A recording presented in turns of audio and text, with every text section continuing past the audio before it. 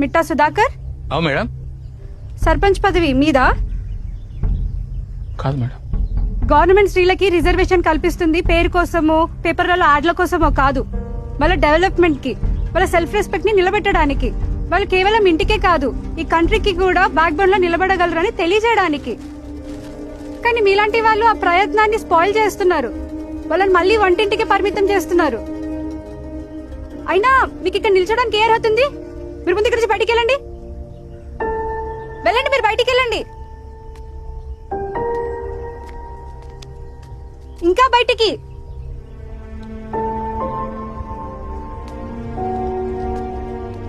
Compound బయటికి వెళ్ళండి.